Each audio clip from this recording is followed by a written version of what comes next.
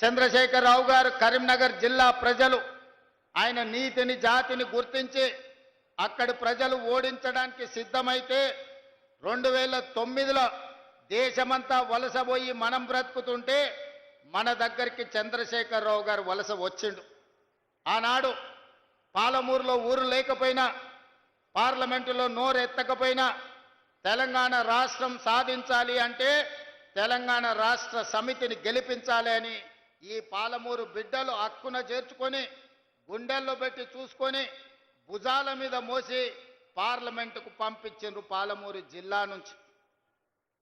నేను పార్లమెంటు సభ్యునైనా తెలంగాణ రాష్ట్రాన్ని సాధిస్తానని ఢిల్లీకి పోయిన చంద్రశేఖరరావు పార్లమెంట్లో శ్రీమతి సోనియా గాంధీ గారు తెలంగాణ బిల్లు ప్రవేశపెట్టినప్పుడు హాజరు కాకపోయినా సోనియా గాంధీ గారు తెలంగాణ రాష్ట్రాన్ని ఇవ్వడం జరిగింది. మరి నేను ఈరోజు చంద్రశేఖరరావు గారిని వారికి అనుకూలంగా మాట్లాడుతున్న జిల్లా నాయకత్వాన్ని కొల్లాపూరు ప్రాంతమని చెప్పుకునే వనపర్తి నుంచి ప్రాతినిధ్యం వహించిన మాజీ మంత్రిని నేను అడుగుతున్నా. 2014 జూన్ 2 నాడు తెలంగాణ రాష్ట్రం ఏర్పడిన తర్వాత 2009 రోజు గుండెల్లో పెట్టి చూసుకున్న పాలమూరు గడ్డకు చంద్రశేఖరరావు గారు ఇచ్చిందేంది, మీరు తీసుకొచ్చింది ఏంది అని నేను అడుగుతున్నా. ఇవాళ ఇదే కొల్లాపూర్ ప్రాంతంలో ఇంతకుముందు పెద్దలు జూపల్లి గారు చెప్పిండ్రు, కింద నుంచి చప్పట్లు కొడుతున్నారు, నేను వింటున్నా.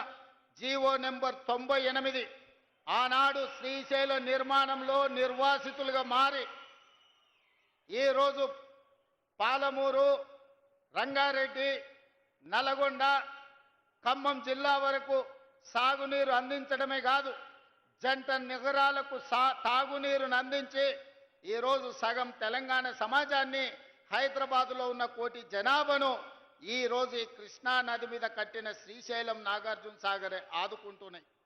మరి ఆనాడు ముంపుకు గురైన ఈ 98 జీవో ఈ పేదలకు సంపూర్ణంగా సహకారాన్ని అందిస్తాని 2009-10లో కృష్ణానది మీద వరదలు వచ్చినప్పుడు నడిగడ్డ ప్రాంతంలో అలంపూరు గద్వాలలో ఇండ్లు కోల్పోయిన వాళ్లకు బంజారా హిల్స్లో నా ఇళ్ళమ్మి ఇండ్లు కట్టిస్తా అని చంద్రశేఖరరావు గారు మాట ఇచ్చారు. మేము ఆయనను బంజారా హిల్స్లో ఇల్లు అమ్మమనలేదు, ఎర్రవల్లిలో ఫామ్ హౌస్ ఇవ్వమనలేదు. ఆయన కొడుకు జన్వాడలో 1000 కోట్ల రూపాయల విలువైన ఫామ్ హౌస్ను మా పాలమూరు బిడ్డలకు ఇవ్వమని అడగలే. ప్రభుత్వం సొమ్ము, ప్రజలు కట్టిన పన్ను మా 98 జీవో ప్రకారం నిర్వాసితులుగా ఉన్న ఈ కొల్లాపూర్ ప్రాంత రైతాంగాన్ని, పేదలను 10 ఏళ్ళు ముఖ్యమంత్రి ఉన్న చంద్రశేఖరరావు ఎందుకు ఆదుకోలేదు అని చెప్పి ఇవాళ జట్ప్రోల్ గ్రామం నుంచి నేను అడగదలుచుకున్నా.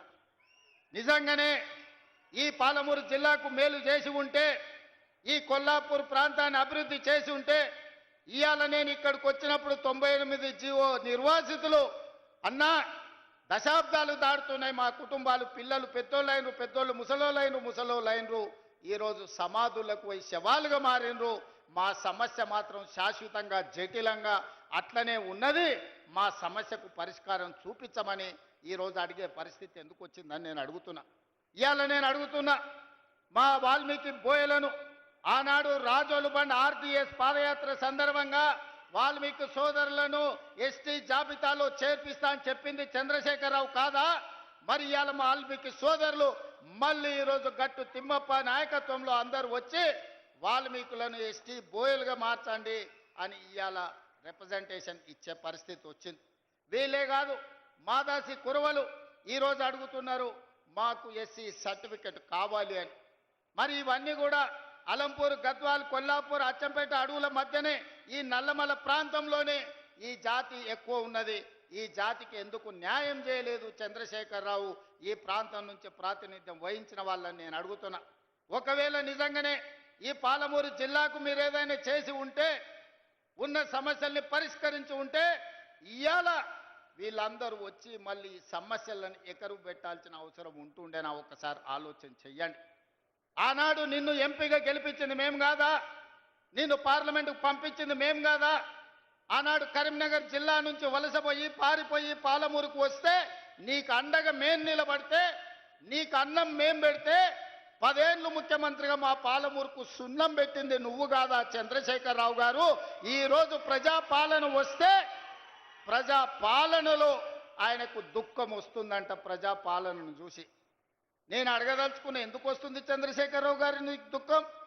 తట్ట పని, పార పని, మట్టి పని వలసలు పోయి కూలీలుగా ఉండాల్సిన పాలమూరు రైతు బిడ్డ, నల్లమల బిడ్డ రేవంత్ రెడ్డి తెలంగాణ రాష్ట్రానికి ముఖ్యమంత్రి అయినా నీకు దుఃఖం వచ్చిందా?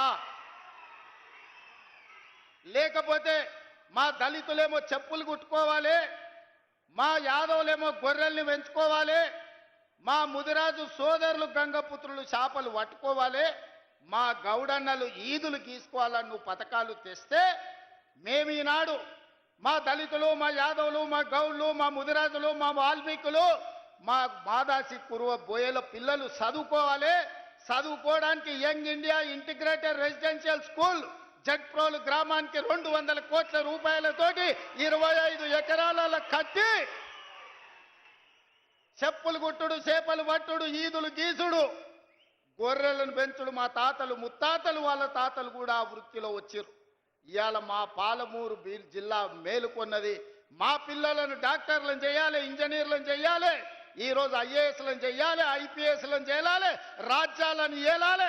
మా పాలమూరు బిడ్డ తెలంగాణకు ఒక 20 ఏళ్ళు ముఖ్యమంత్రిగా ఉండాలి అని మా జిల్లా కంకణం కట్టుకున్నందుకు ఇవాళ నీకు కడుపు నొప్పయి దుఃఖం వచ్చిందా చంద్రశేఖరరావు గారని నేను అడుగుతుండా.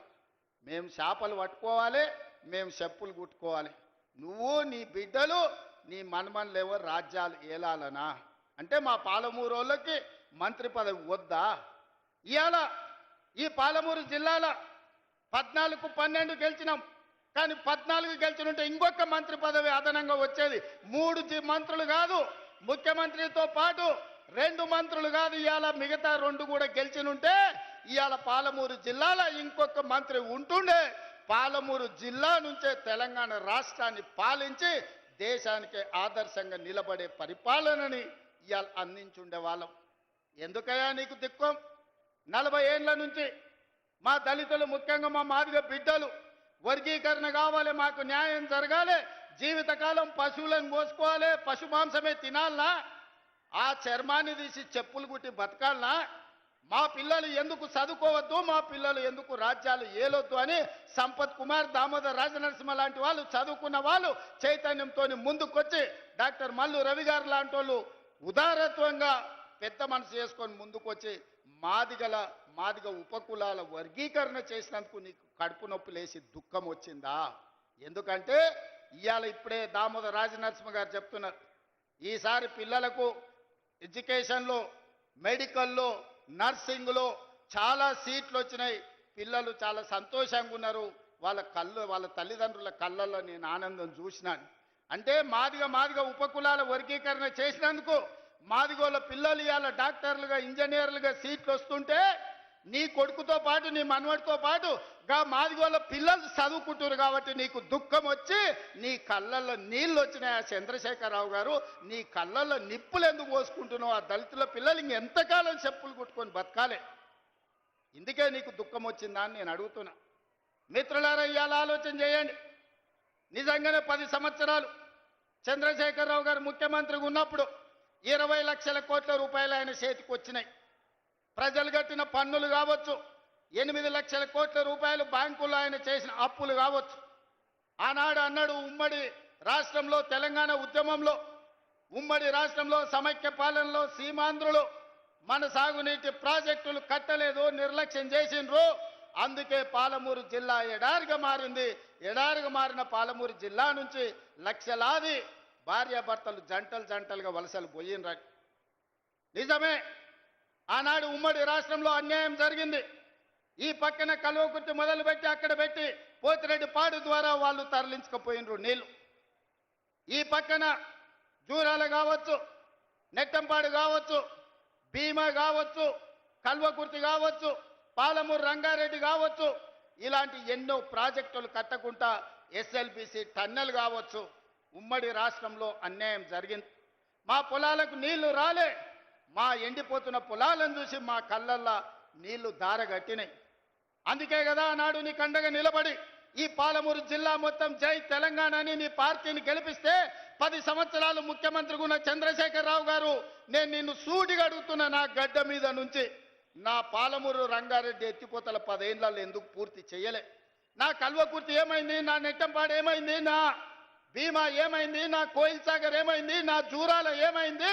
ఇవాళ నా జిల్లాల ఉన్న ప్రాజెక్టులను ఉమ్మడి రాష్ట్రంలో జరిగిన అన్యాయం కంటే నువ్వు ముఖ్యమంత్రిగా ఉండి మేము ఎంపిక చేసి పార్లమెంట్ గెలిపిస్తే మాకు ద్రోహం చేసింది, మా గుండెల మీద తన్నింది నువ్వు కాదా అని నేను ఈ గడ్డ మీద నుంచి అడుగుతున్నా. 10 సంవత్సరాలు 20 లక్షల కోట్లు ఖర్చు పెట్టిన చంద్రశేఖర్ రావు ఒక 20-25 వేల కోట్లు ఖర్చు పెట్టినుంటే 20 లక్షల ఎకరాలు పాలమూరు జిల్లాలో మా భూములకు నీళ్లు వస్తుండే కదా. కాళేశ్వరం మీద 1,00,000 కోట్లు ఒకే ఒక్క ప్రాజెక్టుకు మా అక్కలు వినాలి, మీ పిల్లలకి చెప్పాలి.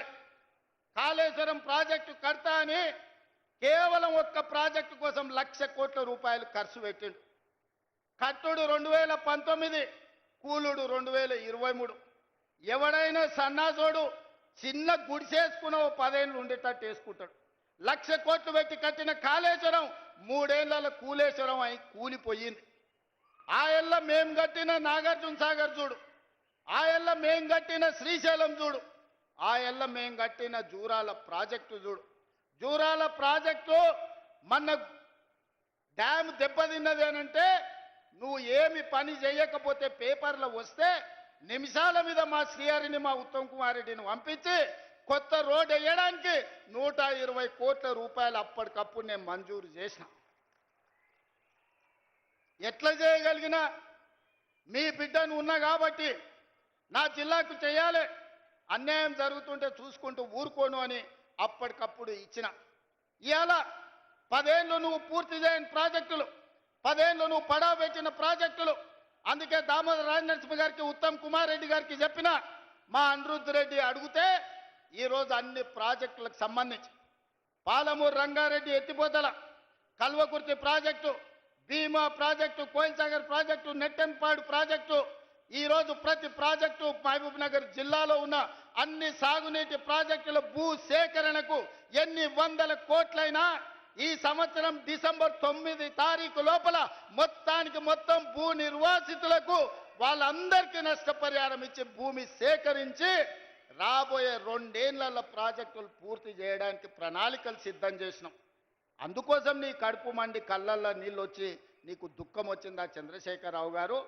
మా పాలమూరు బాగుపడుతుంటే, ఎడారిగా మారిన మా పాలమూరు పచ్చగా మారుతుంటే, కృష్ణానది జలాలు మా పొలాల్లో పారుతుంటే నువ్వు ఎందుకంత విషం పెట్టుకొని ఈరోజు విషం జిమ్మాలని మా మీద పగబట్టి పనిచేస్తున్నావు అని నేను అడుగుతున్నా. వెనకటికి కూడా దొంగలకు సద్దులు మోసిండంట. ఇవాళ శ్రీనివాస్ గౌడ్, నిరంజన్ రెడ్డి ఆ దొంగకు సద్దులు మోసే పని చేస్తున్నారు. సిగ్గుండాలి వాళ్ళు ఇద్దరికి. ఇవాళ జిల్లాలో జరుగుతున్న అభివృద్ధిని 75 ఏళ్ల తర్వాత ఆనాడు మొట్టమొదటి హైదరాబాద్ రాష్ట్రానికి ముఖ్యమంత్రిగా పాలమూరు బిడ్డ బూరుగుల రామకృష్ణ